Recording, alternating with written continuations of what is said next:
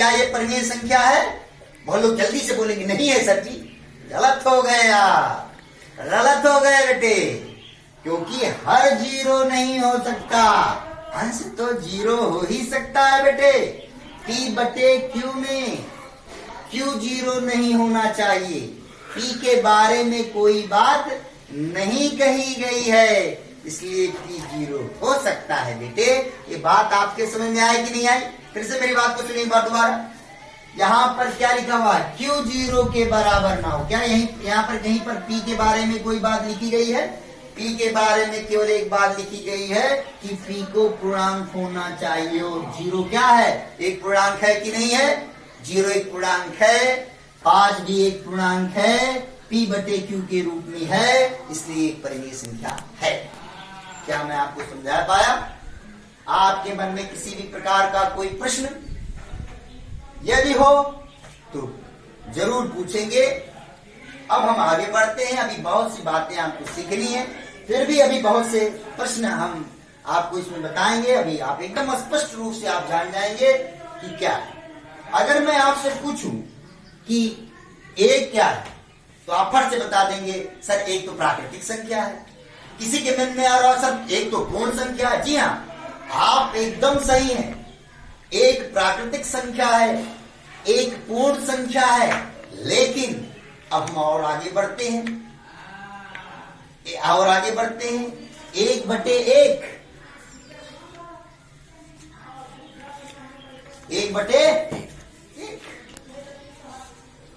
बटे के रूप में आ गया कि नहीं आ गया? तो एक कैसी संख्या है बेटे? परिमेय संख्या भी हो गई। अर्थात अभी तक हम जानते थे कि एक पूर्ण संख्या है, एक प्राकृतिक संख्या है, लेकिन अब हम क्या जानेंगे कि एक परिमेय संख्या भी है, एक परिमेय संख्या भी है। इसको आपको जानना है, समझना जित। यानी कि अगर हम आपसे दो पूछते हैं, क्या है दो?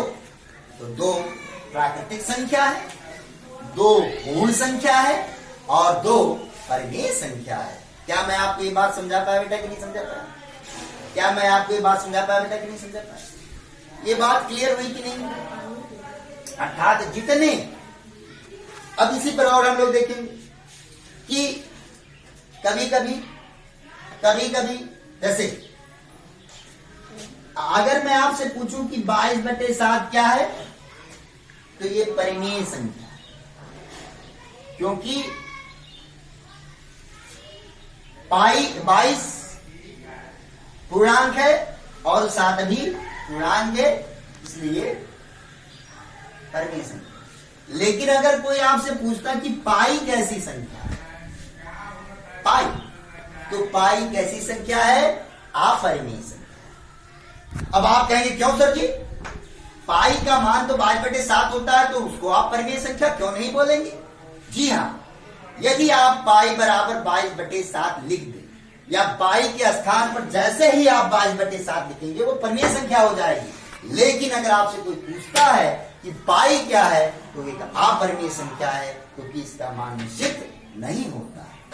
क्योंकि कहीं पर अगर हम त्रिकोणमितीय भाषा में जाते हैं तो पाई रेडियन बराबर 180 अंश लिखते हैं, और अगर ज्यामिति में जाते हैं तो पाई बराबर 22/7 लिखते हैं। इसलिए पाई कैसी संख्या है? एक अपरिमेय संख्या है। अब तो आपकी समझ में आ गया क्या? अभी कंफ्यूजन है? फिर से एक बात सुनिए, पाई का मान जब हम 22/7 रख देंगे, अगर 22/7 रखा हुआ है तब तो वो परिमेय संख्या है। लेकिन अगर केवल आपसे कोई पूछता है कि पाई क्या है, तो आप कहेंगे कि वो कैसी संख्या है? अपरिमेय संख्या। कैसी संख्या है पाई? अपरिमेय संख्या है। पाई कैसी संख्या है? अपरिमेय संख्या। कंफ्यूजन खत्म। कुछ और बातें हमको सीखने में मिली, बहुत सी बातें सीखनी, बहुत सी बातें जाननी, कि क्लियर हुआ कि नहीं हुआ? आगे बढ़े हम लोग, आगे बढ़े, कोई दिक्कत तो नहीं है? सब कुछ समझ आ गया है?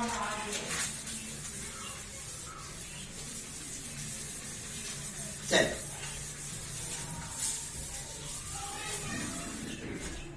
अब बात आती है कि अपरिमेय संख्या। कौन सी संख्या बेटे? अपरिमेय संख्या।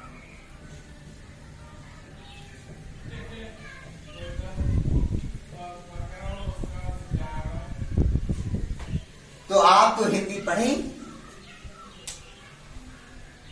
जहां किसी शब्द के आगे अ लग जाता है सामान्यतः विलोम हो जाता है। आदर, अनादर, अन लग गया या अ लग गया तो वो उसका विलोम हो जाता है। तो परिमेय संख्याएं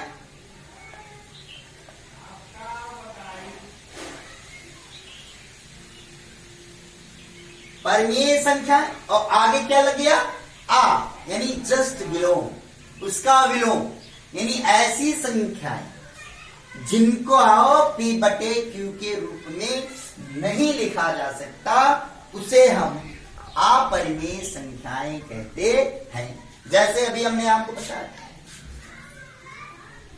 कि √3 कैसी संख्या है। अभी यहां पर आप जानेंगे √3 कैसी संख्या है, अपरिमेय संख्या है, क्योंकि इसे P बटे Q के रूप में नहीं लिखा जा सकता। पहली ये बात आपको जाननी है, समझनी है और बूझनी है। अभी एक चैप्टर ही है इस पर, अपरिमेय संख्याओं पर, परिमेय संख्याओं पर, उस पर हम लोग बहुत ज्यादा बात करेंगे। लेकिन अभी हम पूरा फोकस किस पर कर रहे हैं, वास्तविक संख्याओं पर, कि वास्तविक संख्याएं हैं क्या। फिर हम लोग और चर्चा करेंगे, लेकिन धीरे धीरे हम सारी बातों को सीखते चलेंगे। √3 कैसी संख्या है, अपरिमेय संख्या। √2 कैसी संख्या है, अपरिमेय संख्या। कैसी संख्या है ये, अपरिमेय संख्याएं। लेकिन अगर हम पूछें आपसे कि √4, तो क्या √4 एक अपरिमेय संख्या है? जी नहीं, √4 एक अपरिमेय संख्या नहीं है, क्योंकि इसका मान 2 के बराबर है। इसलिए कैसी संख्या है, परिमेय संख्या।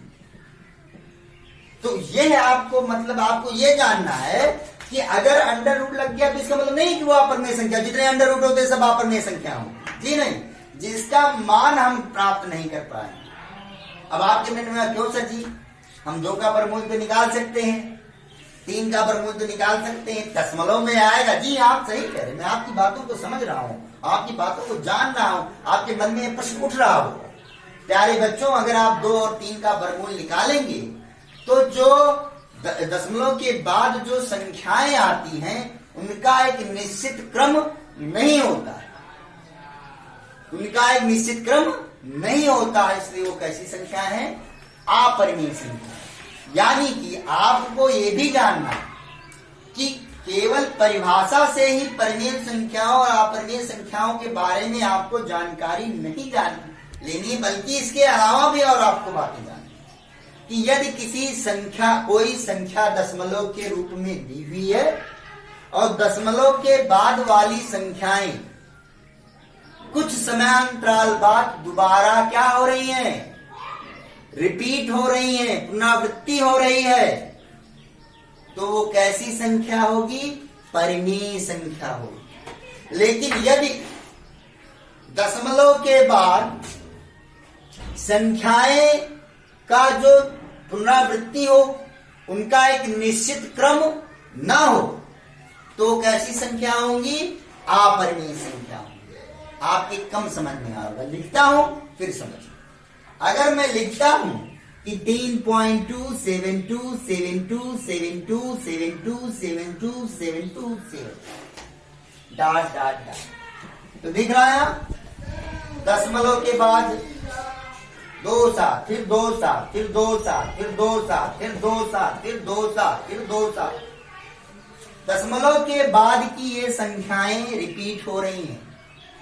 2 7 आया, फिर 2 7 आया, फिर 2 7 आया, या 4.153 153 153 153 153, मतलब क्या हो रहा है, 153 आया, फिर 153, फिर 153। अब तो मेरे ख्याल से आपके समझ में आ गया होगा कि संख्याओं का दोहरा, देखो 153 आया, फिर 153 आया, फिर 153 आया, फिर 153 आ रहा है, यानी संख्याओं का जो दोहराव हो रहा है वो एक निश्चित क्रम में हो रहा है।